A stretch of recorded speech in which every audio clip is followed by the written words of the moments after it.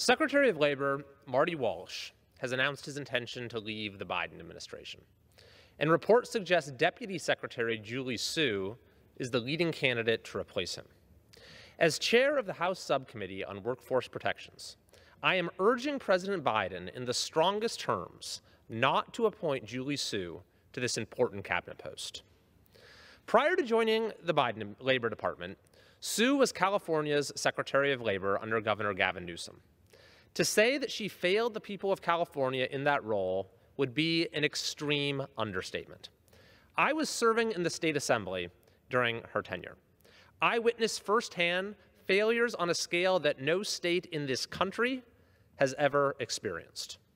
I've already sent a coalition letter from members of the California congressional delegation to President Biden, urging him to nominate someone, anyone, other than Su.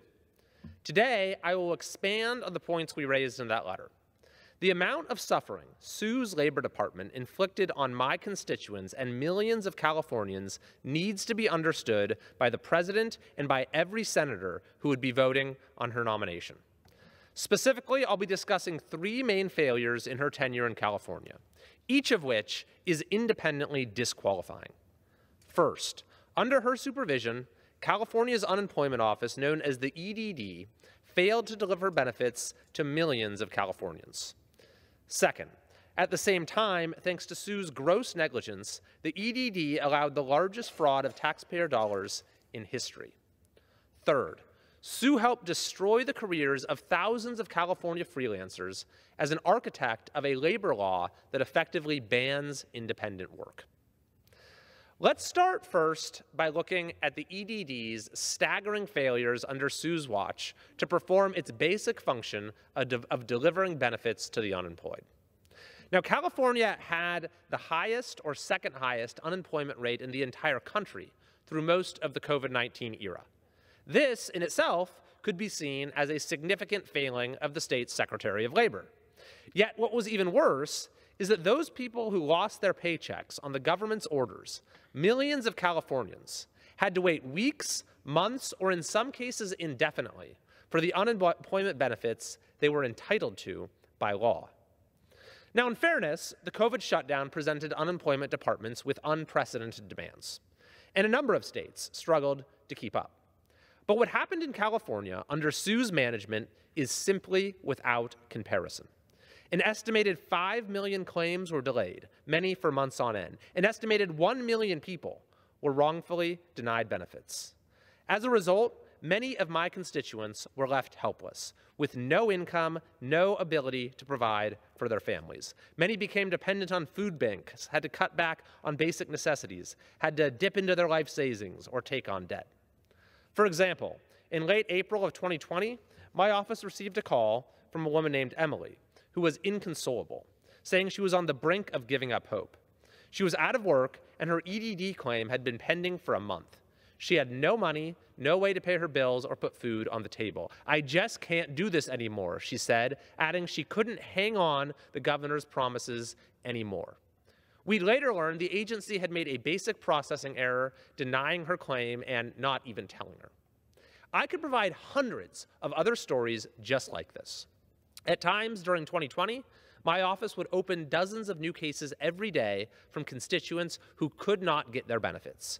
We heard from folks who would call the EDD hundreds of times with no answer, who received notices with someone else's social security number, someone else's employer, someone else's earnings, who would wait weeks, months, or forever for their benefits. The level of service was worse than anything I had ever seen in government, eclipsing the very worst horror stories of bureaucratic ineptitude. By one estimate, only 1 in 1,000 people would reach a live person when they tried to call the EDD. Sometimes, after finally getting through, the caller would be abruptly hung up on. The callback option routinely failed, with people requesting a callback and then not getting one. Often, no reason was given for benefit denials, and when was given, it often didn't make sense. One claimant had an electronic application denied as ineligible. As illegible, I should say, an electronic application. San Francisco Assemblyman David Chiu, a Democrat, started a hashtag featuring the worst of these incidents. He called it hashtag EDD Fail of the Day. Months went by with no progress made. And you don't need to take my word for it. In July of 2020, 61 of the 80 members of the California Assembly, mostly Democrats, wrote as follows. In our 5th month of the pandemic, with so many constituents yet to receive a single unemployment payment, it's clear that EDD is failing California. Millions of our constituents have had no income for months. As Californians wait for answers from EDD, they have depleted their life savings, they've gone into extreme debt, and are in deep panic as they figure out how to put food on the table and a roof over their heads. The lawmakers went on to explain how the EDD time and again failed to take responsibility and failed to correct its mistakes. They wrote that they had been met with long-winded excuses, fumbling non-answers, or unclear and inconsistent data, along with a, quote, lack of transparency and accountability, even, quote, obfuscation and dishonesty in their dealings with the agency. We have exhausted all avenues at our disposal, they said, as the agency had addressed only a few of the many issues we have highlighted for months, and was only scratching the surface of the disaster that is the EDD. Those are the words of the Democrat supermajority in the legislature, the disaster that is the EDD. The legislators lamented, quote, how little has improved at EDD over the course of the pandemic.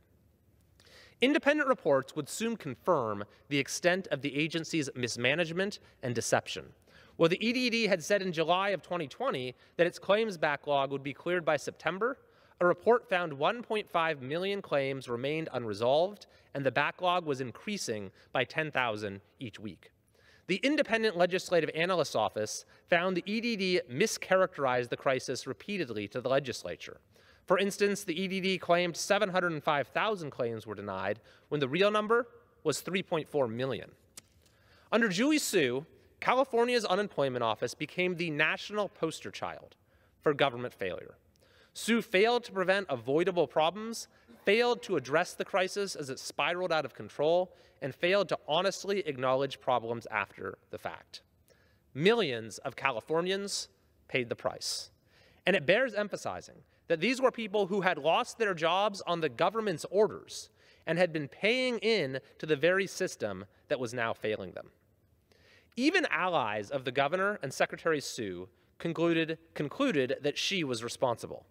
Democrat Assemblymember Connie Petrie Norris, who is chairwoman of the Assembly Accountability and Administrative Review Committee, said that Su has not done a good job at running the Employment Development Department, saying Su's mismanagement, quote, caused heartbreak for millions of Californians. That's the first reason, that heartbreak for millions, why President Biden should not even consider elevating Deputy Secretary Su. The second independent basis for disqualification is the historic fraud of taxpayer dollars that occurred on her watch. As so many hardworking citizens waited in vain for the checks they were owed by the EDD, there was one group of claimants for whom the delivery of benefits was swift and seamless: prisoners and fraudsters who were not entitled to them. In the largest fraud of taxpayer dollars in history, an estimated $32 billion was wrongfully paid out from the EDD to state prison inmates and international crime syndicates. Payments were made to murderers, rapists, and child molesters. 133 death row inmates collected over $400,000. These hardened criminals didn't have to try hard. They used names like Dianne Feinstein and John Doe without raising an eyebrow. The district attorney of Sacramento County called the scheme, quote, relatively easy. The scale of this fraud boggles the mind. It equates to over $800 per person in California. The amount of money wasted was enough to pay the annual salary of 330,000 teachers in California. You could end world hunger with this kind of money. But instead, where did the money go? It went to the worst of the worst, funding organized crime both domestically and internationally. This $32 billion was used not to help citizens who had lost their jobs, or to pay teachers, or to end hunger, but to fund further criminal activities. And it was easily preventable. Nothing even close to this happened in any other state. The reason it happened in California was Secretary Julie Su. She made the inexplicable decision to forego a basic fraud prevention system. She ignored the federal government's guidance that claims be cross-checked against the prison rules, which was standard practice in other states. The agency sent hundreds of benefit cards to the same address, sent cards directly to correctional facilities, issued benefits to infants and centenarians. The district attorney of Sacramento County called the EDD's response to the fraud, quote, slow and non-existent, and advised to look to other states for solutions. Fresno County's district attorney said the administration did nothing until the elected district attorneys brought it to the media, adding she did not think the state, quote, has a handle on it. Riverside County's district attorney said, quote, I don't know who was at the wheel. The chairwoman of the State Assembly Committee responsible for overseeing the EDD, a Democrat, decried the failure to follow, quote, simple and obvious steps that are implemented across the country. She added, it's absurd. This is outrageous. Perhaps most outrageous of all, as the district attorneys who uncovered the fraud put it, fraudulent unemployment claims deny those who have lost their employment, many due to COVID-19, who are legally eligible for benefits and are truly in need from getting the financial assistance they need. Assemblyman David Hsu, a Democrat from San Francisco, summed it up this way. It's egregious that my constituents make a single typo that holds up their EDD benefits for months, while an inmate on death row can use a fake name and still get benefits paid out. As if these first two reasons were not enough, the heartbreak for millions and the waste of billions, Deputy Secretary Hsu should not be elevated to the Biden cabinet for a third independent reason. As California's Secretary of Labor, she championed and ruthlessly enforced a labor law that has been called one of the most destructive pieces of legislation in the past 20 years. And it wasn't me that called it that. This quote came from Gavin Newsom's own former Deputy Chief of Staff, Yashar Ali, who added, it's truly horrific how many people have been negatively impacted by the law. That law, AB 5, effectively bans independent work of any kind. While it was promoted as a way to convert rideshare drivers to the status of W-2 employees, the law has ensnared hundreds of professions. Videographers and caricaturists, transcriptionists and interpreters, technicians and engineers, analysts and consultants, musicians and conductors, artists and dancers, writers and editors, coaches and trainers, teachers and tutors, nurses and doulas, hardly an industry or trade is unscathed. It is a law so bad that affected industries have had to lobby the legislature for exceptions, over 100 of which have been granted, but only to those with enough influence. Countless other Californians, spanning hundreds of professions, remain subject to the law and have lost their ability to earn a living in our state or had their professional options severely restricted. In fact, many national companies now explicitly disclaim on their applications that they can no longer work with California freelancers. In many professions, independent contracting is the only viable business model. In others, it is much preferred thanks to the flexibility and freedom it affords. But regardless, the blunt instrument of AB 5 forbids it. Most devastated by this law are the most vulnerable: seniors, caregivers, students, reformed convicts, single mothers, people with disabilities or health issues or mental health needs, all of whom rely on independent contracting to balance work with their personal life circumstances. Consider just a few testimonials of Californians whose lives have been upended by the law. A woman named Jody said, I worked years to gain my skill as an American Sign Language interpreter. It was my goal since I was 9 years old. After AB 5, I lost all 3 of my agencies. The dream I worked for is lost. I can't provide for my family, and thousands of California deaf won't be serviced. Andy said, I work with underserved artists of color. None of my career as an artist, technician, designer, and producer would have been possible under AB 5. Artists of color will be less able to create their own work. Megan said, I am a nurse practitioner. AB 5 is widening the gap in healthcare as small rural practices that can only be staffed with contractors shut their doors. Setting my own schedule has allowed me to spend time with my children that I will no longer be able to. Daniel said, I am a chiropractor in California. I was just terminated from my wonderful independent contract, 10 hours per week job.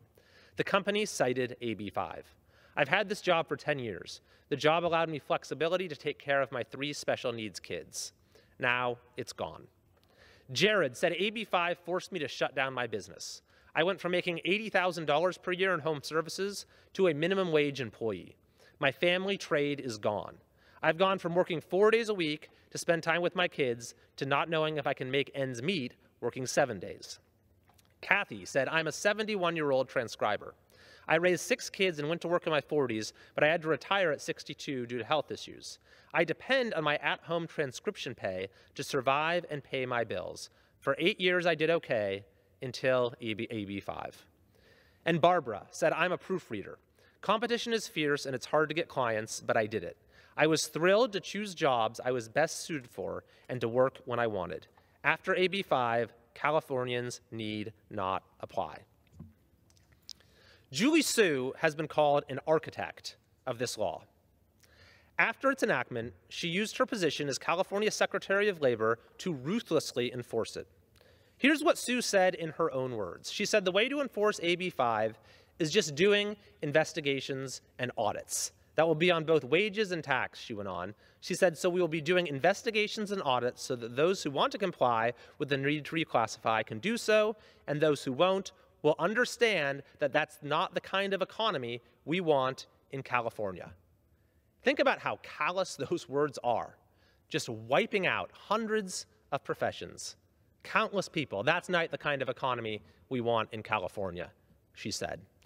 She went on to say, so we can issue citations and demand both wages and taxes and other kinds of penalties. Su shamelessly kicked this harassment strategy into high gear after the COVID shutdowns began. She even defied the will of Congress in the process in one of the most disgraceful episodes of the COVID era in California. Congress had provided benefits to independent contractors through the CARES Act and put states in charge of distributing those benefits. Yet under Julie Su, the EDD wrongfully withheld those benefits as she aimed to exploit this sudden need that independent contractors had to interface with her department. A website called The People vs. AB 5, which was run by 4 self-described Democrats who support unions but were opponents of the law, explained Su's scheme. They wrote that the EDD, quote, attempted to weaponize the COVID-19 crisis by leading out-of-work Californians into a trap.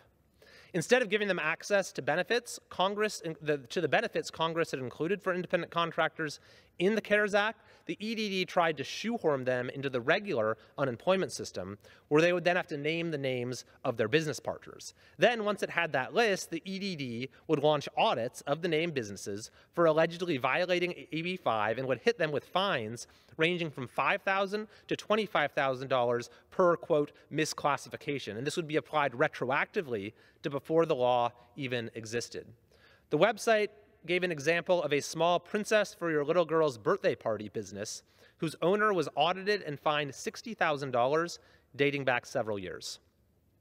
Incredibly, as small businesses were on their last legs, the EDD plowed ahead with these harassing audits, using personnel that could have been processing unemployment claims or detecting fraud. The worst consequence of all this was that countless freelancers forced out of work by AB 5, COVID, or some combination of the two had to wait weeks or months for benefits as Su's department played its political games. You don't need to take my word for this. California Congressman Adam Schiff wrote a letter to Secretary Su in April of 2020, rebuking her for failing to release the benefits independent contractors were owed under the CARES Act. Schiff wrote as follows: I represent thousands of independent, freelance, contract, and gig workers, including many in the entertainment industry, who often do not fully qualify for standard unemployment benefits. The CARES Act, which was signed into law 2 weeks ago, dramatically expands unemployment coverage, and I led an effort in the House to extend this coverage to non-traditional and independent workers. As states are now working to implement these expanded federal benefits, I am hearing from many of my newly eligible constituents who are concerned because they are not yet able to apply and who are increasingly worried as their financial responsibilities continue to mount without anticipated income. It is little wonder that the coalition behind AB 5 has issued a letter endorsing Su to be President Biden's new Secretary of Labor. The letter signed by the California Laborers Federation, SEIU California, the California Teachers Association, among others, begins, "There is no one more qualified to help lead." They know exactly where she would lead the country, down the same disastrous path as California, something her former boss, Gavin Newsom, has explicitly called for, saying California is a model for the nation, promising to highlight California's, quote, policy innovations so they can be scaled up nationally. Given Julie Su's role as an architect and enforcer of AB 5, there is no doubt that as U.S. Secretary of Labor, she would do everything in her power, and likely things not properly in her power, to nationalize the law and its destructive consequences. In fact, there are already 2 vehicles for doing so. The PRO Act, which passed the House last year, would cost at least 350,000 freelance workers their ability to earn a living. And at this moment, the Department of Labor has a proposed rule that would similarly threaten the livelihood of independent contractors nationwide. This is not a trivial matter. 57 million Americans engage in freelance work. They deserve a Secretary of Labor who defends their freedom to work and respects them as professionals. Julie Su's track record suggests she would be a secretary who does just the opposite. President Biden faces a very clear choice. Does he want a Secretary of Labor who will fight for workers, taxpayers, and citizens, or does he want the hand-selected rubber stamp of special interest groups? This is a moment of vital importance for the American workforce. We are coming out of an era of unprecedented upheaval and heading towards an era of unpredictable transformation. The position of Secretary of Labor cannot be treated as a gift to special interests. It cannot be occupied by someone who has harmed so many workers in so many ways. It cannot be consumed by the incompetence and corruption that Californians are all too familiar with.